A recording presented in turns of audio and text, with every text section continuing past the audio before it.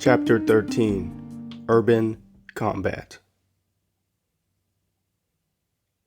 A stray dog patted its way down a street in Midtown.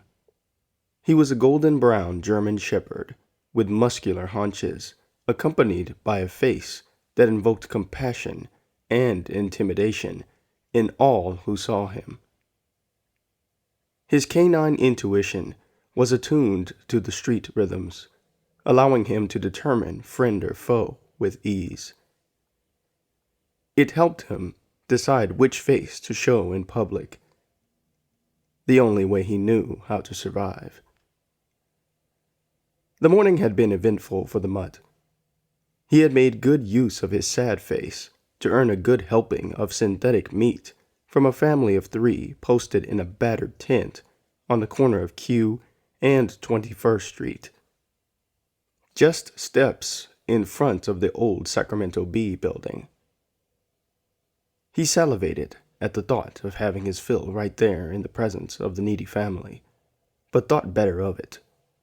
The meat would taste better in the privacy of his home.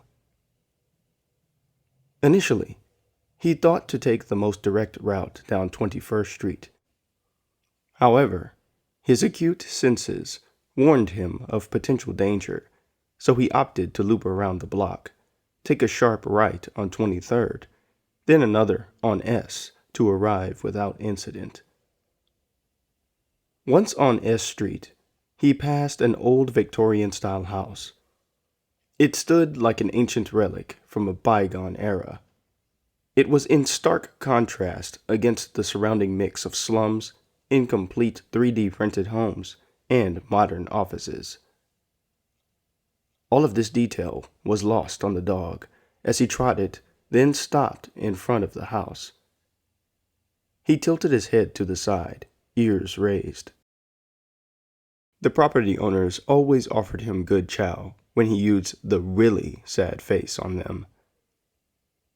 The thoughts of a second helping of grub tempted him, but with his breakfast quickly turning to mush between his jaws, he continued his march toward the only home he knew.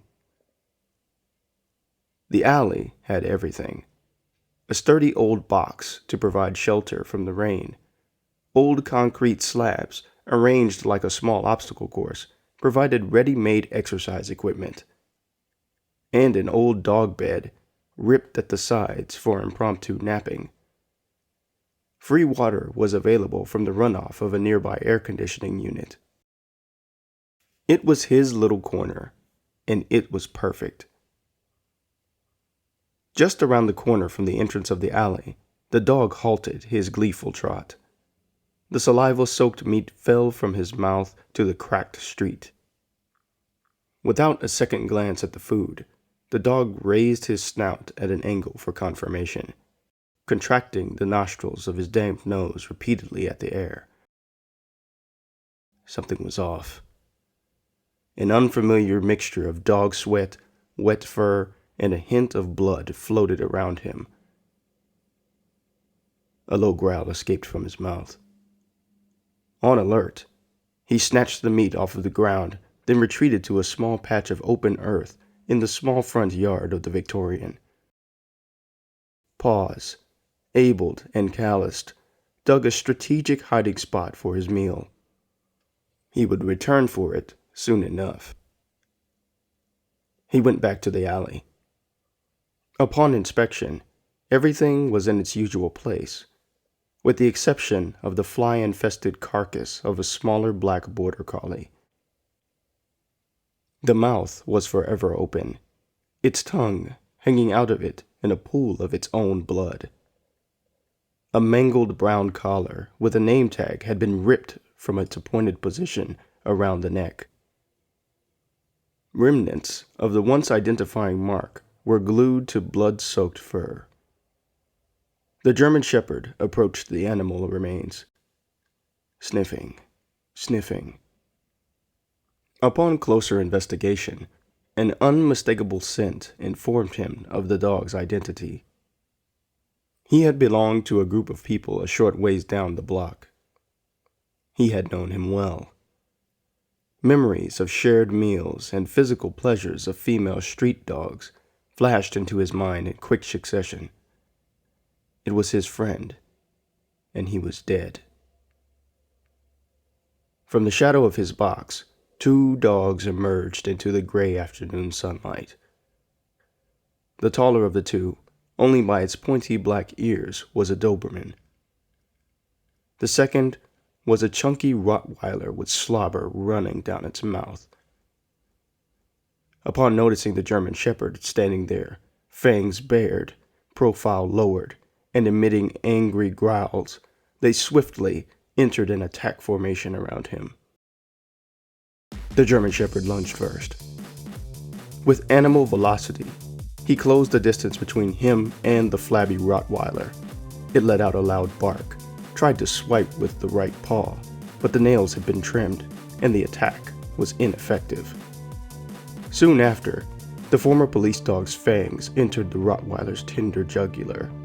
Its body flailed from the force of the vice grip-like jaw clamped on its neck, shaking him belligerently from side to side. While the Rottweiler yelped and kicked at the air, blood oozing from its neck wound, the Doberman attacked from behind. Its first bite found its target on the German Shepherd's back leg, making the dog wail.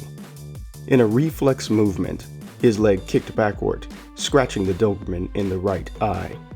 It staggered to the side, giving the golden-colored dog valuable time to drop the now lifeless corpse of the Rottweiler, then whirl around to face his enemy.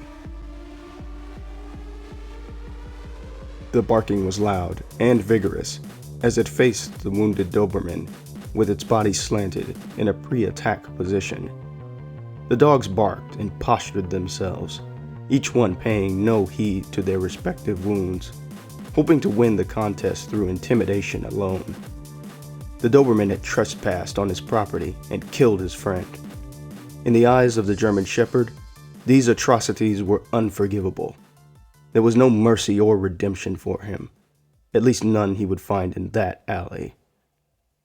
The sound of a single gunshot from close range caused both of their ears to perk. In the next instant, the German Shepherd witnessed the formidable Doberman fall on its side. A pool of warm blood flowed from the abdomen, a sign of another dead dog. The surviving dog's attention turned to the source of the deadly blow.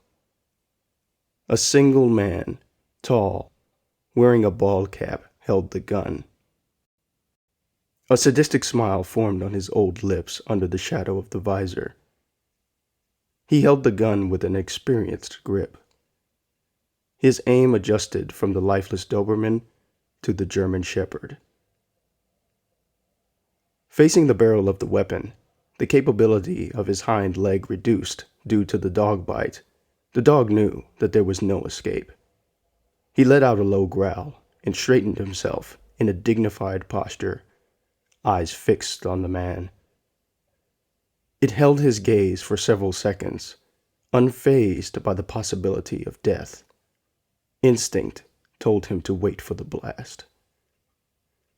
Slowly, the man lowered the gun, tucking it away in silence. "You're a bold one," he said with amusement. He dropped to one knee and beckoned the dog to come to him. Instinct, forged by years on the streets, told the animal to obey or die. There were rarely few other options in his world. It limped over with great effort, letting out low whines and whimpers. The man inspected its injuries. "He's banged up, but salvageable. Come on, let's go." The man bent over, lifted the dog, then carried him into the adjacent building. He left the bodies of the other two to rot in the sun.